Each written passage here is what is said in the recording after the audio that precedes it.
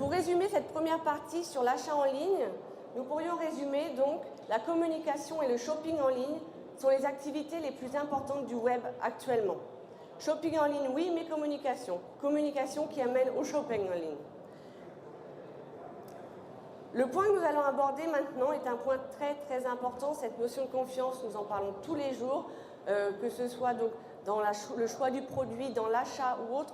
Comme je vous l'ai déjà dit, on a besoin de retrouver cette notion de confiance dans l'achat en ligne, pas seulement dans l'achat en magasin. J'ai un petit peu surfé sur Internet, donc j'ai trouvé quelques citations qui sont en anglais. Donc je vous laisse un petit peu le temps de les lire. Juste pour insister sur ce point, que donc les utilisateurs font confiance en les autres utilisateurs et ont besoin d'un soutien et donc d'un contenu pour pouvoir acheter en ligne.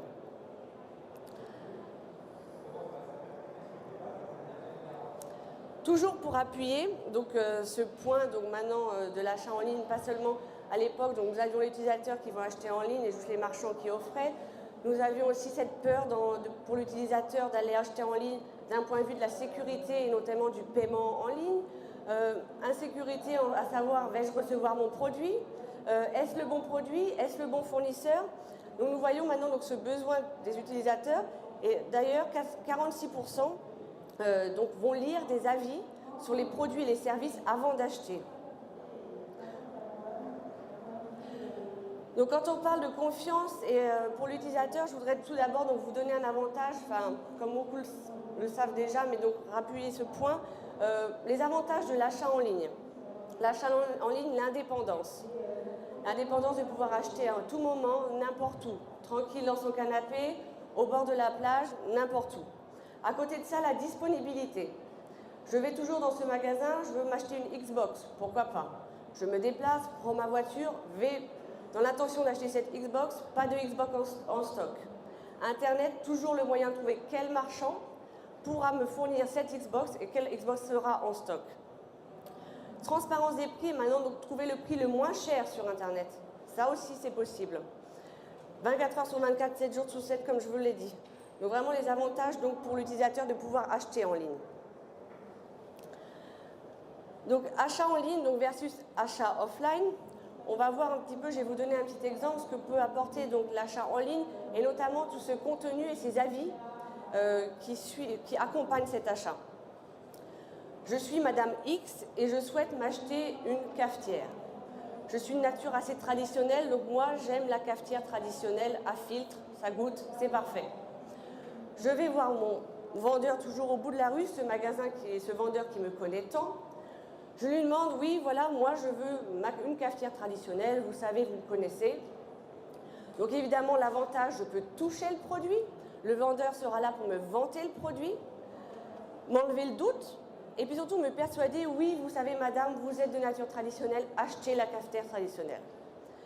Maintenant, en ligne, je vais sur Internet.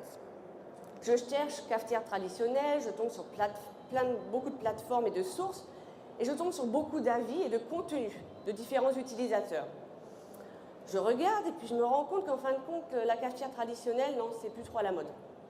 Il existe maintenant beaucoup d'autres cafetières. Senseo, Nespresso et des meilleurs. Et puis donc je lis toujours mes avis, mon contenu, et puis je me dis, ah oui c'est vrai, moi je suis toute seule, Senseo, j'appuie sur un bouton, j'ai mon café.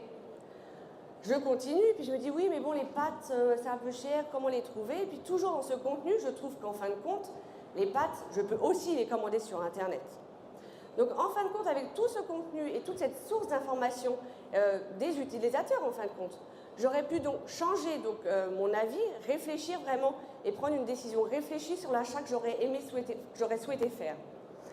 La phrase d'ailleurs, une enquête a été menée sur les utilisateurs de Chao en juillet dernier. Et sur toutes les personnes ayant répondu à cette enquête, 78% des utilisateurs Chao ont déjà modifié leur décision d'achat suite à la lecture d'un avis. Donc vous voyez ce besoin maintenant de contenu de la part des utilisateurs. Il est vrai qu'à l'époque, quand on souhaitait faire un achat, on pouvait demander donc à sa famille, à ses collègues ou autres, et que maintenant, donc, l'utilisateur a confiance en les autres utilisateurs, quelque chose de très important. Encore un chiffre important, 69% des utilisateurs Internet en Europe considère les avis comme un facteur important. Vous voyez bien l'ampleur maintenant de ces avis au niveau de l'achat en ligne du point de vue de l'utilisateur. Encore un petit exemple, je ne sais pas si vous le savez déjà, mais Ciao donc, est basé à Munich. En ce moment, Munich, la fête de la bière, je ne sais pas combien de millions de personnes. Je travaille à vélo, je me suis fait voler mon vélo. Donc maintenant, j'ai cette notion de besoin d'un vélo. Je vais donc rechercher quel type de vélo je veux acheter. Donc un VTT, un VTC, vous savez, les vélos hollandais, on met les pieds en arrière pour que ça freine. Après, donc évidemment, le choix du fournisseur. Est-ce que je dois acheter une marque française, hollandaise, Peugeot, autre? Le résultat sera donc un achat, l'achat de mon vélo. Après, l'achat de ce vélo, je souhaite donc que les autres utilisateurs puissent partager mon expérience. Donc, la suite logique sera la rédaction d'un avis personnel. Mais le cycle de vie d'un achat en ligne ne s'arrête pas là. Puisqu'en effet, juste après le choix du produit, arrive l'avis, c'est-à-dire un contenu qui pourra m'aider à savoir si j'ai fait le bon choix du produit. En effet, en ville, peut-être ai-je besoin juste d'un vélo de ville et pas d'un VTT. Le contenu ne s'arrête pas là puisque l'utilisateur cherchera l'avis aussi au niveau du fournisseur. Quel fournisseur acheter? En effet, peut-être que je vais acheter chez le fournisseur X, mais le fournisseur Y, j'aurai tous les accessoires et les produits après que je pourrai commander en ligne. Donc que vous preniez bien conscience qu'en fin de compte, cette notion d'avis et de contenu est présente dans tout le cycle de vie d'un achat en ligne. Donc la confiance, pour résumer un petit peu, c'est le facteur maintenant, un des facteurs les plus importants dans la décision d'achat. Les utilisateurs font confiance aux autres utilisateurs, notamment dans l'évaluation d'un produit, dans l'évaluation d'un marchand, aussi dans la renommée du magasin, la qualité des services, à savoir est-ce que ce marchand, la qualité de son service sera bonne derrière, est-ce que donc, je vais recevoir bien mon produit, le service après-vente et autres. Donc vraiment à prendre en compte cette notion de confiance dans l'achat en ligne aujourd'hui. Nous venons de voir maintenant, donc l'utilisateur a besoin de confiance dans son achat en ligne, d'être guidé. Nous allons voir maintenant comment certaines plateformes et aussi vous pouvez collecter du contenu de qualité et donc aider l'utilisateur si vous voulez, à prendre confiance et avoir cette confiance dans l'achat. Nous voyons donc certains sites déjà existants qui tentent à essayer donc de générer du contenu sur leurs produits. Par exemple, c'est important pour l'utilisateur justement qui ira sur un site de savoir les avantages, les inconvénients sur l'aspect technique, esthétique et autres. Par exemple, voilà, j'ai un appareil photo Canon et je souhaite acheter un objectif. Si je vois sur un site objectif 2390 €, oui, bien, mais pas vraiment ce contenu qui m'aidera dans l'achat. Générer du contenu, oui, mais de qualité. Des avis courts, si vous voulez, ne feront pas des utilisateurs convaincus. Si moi, par exemple, en effet, toujours avec cet objectif Canon, je vois l'avis qui est marqué, par exemple, les photos de mes vacances sont super belles. Bon, ce contenu ne m'aidera pas à prendre une décision, si vous voulez, d'achat réfléchi. À côté de ça, maintenant, nous avons d'autres plateformes qui présentent donc avec des avis de qualité, donc au niveau des aspects, donc comme je vous le disais, aspects techniques, esthétiques, mais aussi donc un contenu dans tout le processus d'achat, pourquoi ce produit, comment ai-je pu le trouver, quel fournisseur et autres, la qualité des services après-vente et autres. Vraiment dans tout le processus d'achat.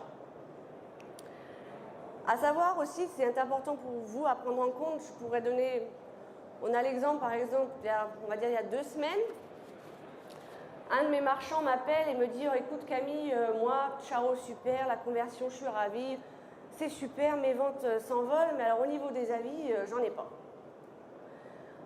Je dis « Pourquoi pas essayer un emailing, pourquoi pas essayer le petit macaron de Ciao, mets-le en bas ou même une petite phrase pour inciter tes utilisateurs, parce que tes utilisateurs, c'est tes clients, pour juste qu'ils génèrent des avis et donc du contenu sur toi. » Il m'appelle 3 jours après. « Ah Camille, c'est super, maintenant j'ai 40 avis, pour le moment c'est positif, c'est super. » Il me rappelle 3 jours après. « Bon, maintenant j'ai 100 avis, il y a un petit peu négatif qui est arrivé, mais bon, je vais réagir et puis je vais essayer de voir pourquoi il y a du négatif. »